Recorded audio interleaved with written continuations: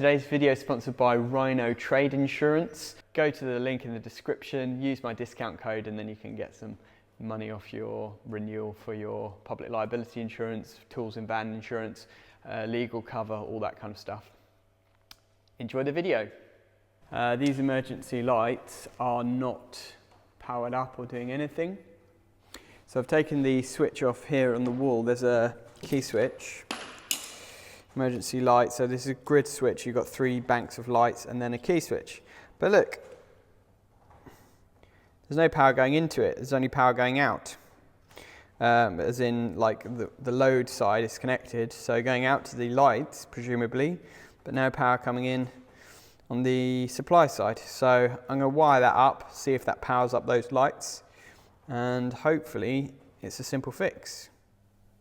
Right, well that's good, at least we're winning at something. So the 2 emergency lights on the ceiling and the 2 emergency exit lights are now working with this key switch. So it was literally just a case of connecting it up basically. So if I flick that switch and show you, you can just see those 2 ceiling lights flick on. Obviously they need to charge up, but at least they work, so that's good. These 2 by the doors are maintained, and then the ceiling ones are non-maintained, so they'll just come on if there's an emergency, basically. This is all a bit of a mess in here. It's quite a spaghetti. You've got 2 different circuits in there for the ceiling lights. So there's quite a lot of connections in the back. I'm going to try and tidy it up a little bit before I put the plate back on. Right, so next stop is checking out these cables for the outside light. So I think that cable there goes over to here, and then from here it goes up to the outside light. So what I'm going to do is strip these back, and then just test to see if my calculations are correct. So I've stripped those back. I'm going to link out live and earth here, and then do a test over there to check if we've got continuity, find out which one of these cables is which. Probably it just needs a light switch on here, and that will be able to override the outside light if they want to. Right, update. So I thought I'd just, now that I've stripped these cables, I thought I'd just turn the circuit on and just see if there's any power to them before I actually started connecting live and earth, obviously. And look, this one's live, which means that while the lighting circuit's been on, which it usually was, this has been live for however long, just hanging out the wall like that, with kids running around. So dodgy. So I'm going to have to find out where that's connected back to, if it comes on with one of the switches or if it is just connected permanently, and if this then goes to the light, what is that doing? Or is that one this one? It isn't, because I've connected live and earth over there and there's no continuity here, so I'm presuming this goes to the outside light. But what the heck is that cable in the floor doing then? It might be good actually, because it might mean that I don't actually need to install a fuse spare over there, because the idea was to do that for the outside light. But if there is power to here from the lighting circuit and this is for the outside light, then I don't need to put a fuse spare in the floor, which is much better.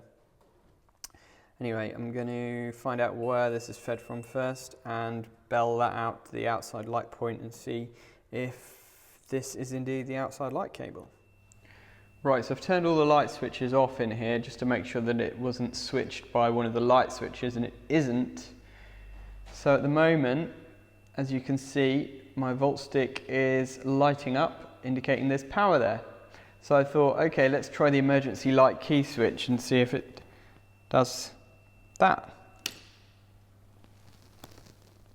Silence. So it's fed from the same power as that emergency light, presumably that exit light in the corner. They've just run out of that down to that switch. Which is not ideal really, but I suppose it's not the end of the world. It just means that every time you test the emergency lights, there'll be no power to the security light, but usually it'll be permanently on, so I'm not too fussed about that. But it's just a weird way of doing it. Anyway, this place is weird. As you can see, it's just, everything is just really bodged and done in a weird way. I don't know what kind of electrician it was who came in here, but his mind worked in a very weird way. So actually I've just been thinking about it, and this hasn't been live because I've only just connected the emergency light key switch. So that's probably why he never actually powered up these, because there was a bare cable here and it wasn't finished and the outside light wasn't put up. So I've connected live and CPC here now on the cable that I think goes to the outside light, and I'm just going to go up there with the ladder and do a continuity test at the other end just to check if that is indeed the cable that I think it is. And if it is, then I can put the outside light up and I can put a light switch on here, or I might even just put a blank plate on it and connect it up together, to be honest, because it doesn't really need to be switched. So this is the Steinel XLED Home 2 XL sensor switched LED floodlight. It's basically a home security light, and Steinel, in my opinion, make the best quality security lights on the market when it comes to LED security lights. I always fit Steinel because I just find their quality to be absolutely second to none, and I've never had one fail, which is always a really good sign. They've got a 5-year guarantee on them anyway, but for example, I fitted one at my grandma's house about 10 years ago and it's still going strong. So I love these things, and I'm going to unbox it and show you what's inside. This is the larger version, hence the XL.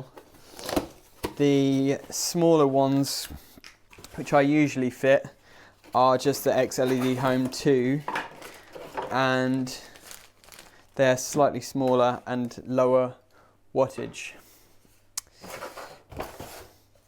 But this is it basically. So it's a flat LED panel and it's fully adjustable, so it can rotate up and down like that. So it's really, really flexible in terms of the beam angle of the light, and it can also rotate basically in any direction that you want the light to shine to. And the same with the sensor. The sensor is fully rotatable to any kind of angle that you want, and up and down as well. So it's super flexible, and they're super easy to install as well. You've got this back plate, which you just remove one screw underneath here, and then the back plate comes off. And there's 2 fixings that you just screw into the wall. Rear cable entry hole, so the cable can just come in there. Or if you've got a service cable you can just cut out a little notch underneath and bring the cable underneath.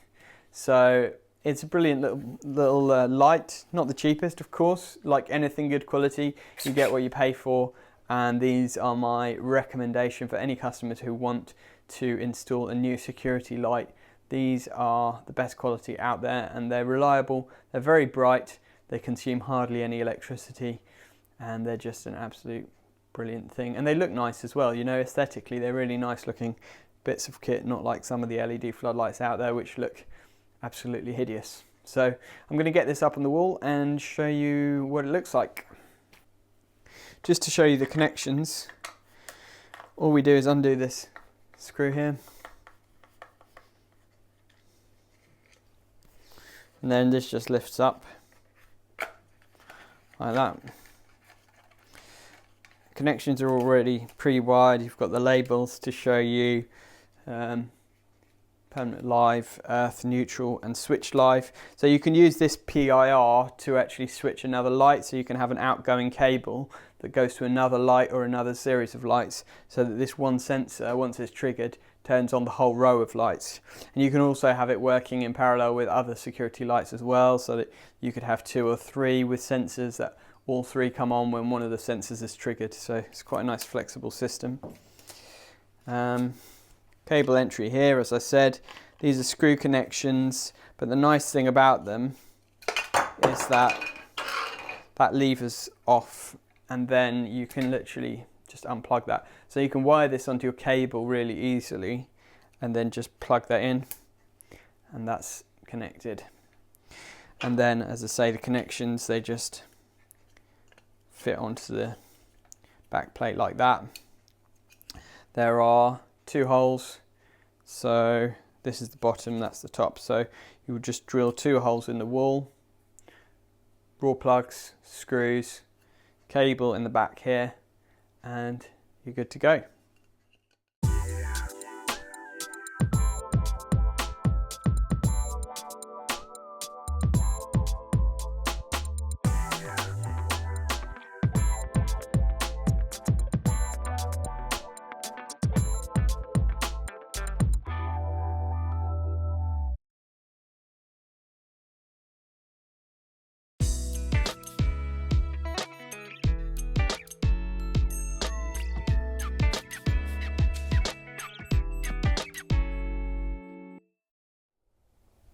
Right, so I've just put a key switch on here as an isolator for the outside light if they ever need to disconnect it, and I've labelled it up security light with my Brother label printer, which is always a handy bit of kit, and I'm going to use this to label the consumer unit up as well. So that's that one done. Still not figured out what this cable is in the floor, so I'm hoping it's just redundant and not needed. I think maybe it goes up to there for a future projector screen. Maybe they wanted a screen that would lower down or something like that. So that would make sense why it's off this floor box. I've ordered a floor socket, just a double floor socket, and what I'm going to do is cut it out with my multi-tool, cut out back box, fix the back box in there, wire it up, and then put the floor socket on, and then that'll all be nice and neat. So I still need to change these 2 light fittings. So I'm going to do that next. Just put these 2 new microwave light fittings up. So that's sorted, because that should be a fairly easy job. So I want to just show you these light fittings because they're actually really, really good. They are from Knightsbridge BT14. They're my go-to sort of circular bulkhead light now because they tick all the boxes really. They've got a 3-year warranty, IP65, really nice and bright, and they're only 14 watts. So these are the ones with the microwave sensors, and I have wondered in the past, well, what is a microwave sensor? Well, it's just a bit like a PIR really. It just detects motion. So these ones, they just have a sort of a screw off lid. So you've got to kind of grip the back and then twist to get the lid off like that. And then basically they're really easy to fit. You've just got this one screw that holds the LED panel in place, and then it just swings back like that. And then they've just got these push fit connections, live, neutral and switch live. So if you want, you can link a few up so that this one switches on several others. Cable entry hole here, screw holes there, you've just got to drill them out. And that's it really, super easy. And the settings are really easy to change. So you've got 3 types of settings. You've got the detection area, which is basically how wide an area it detects depending on how high you put it on the ceiling. So you've got either 100%, 75%, 50%, 25% or 10%. Then you've got hold time, so how long it stays on for. So it goes 5 seconds, 30 seconds, 90 seconds, 3 minutes, 20 minutes, 30 minutes. And then daylight sensor, if you want, you can get it so that it only works when it's dark. So for example, 2 lux, 10 lux, 25 lux, 50 lux, or disabled. So it's on disabled at the moment, which means it will just work during normal daylight. I will set these 2 dip switches 4 and 5 down so that it's set to 3 minutes. That's about right, and the detection area 100% is fine for me. So that's it. So what I'm going to do is just drill out these fixing holes and then get it up on the ceiling.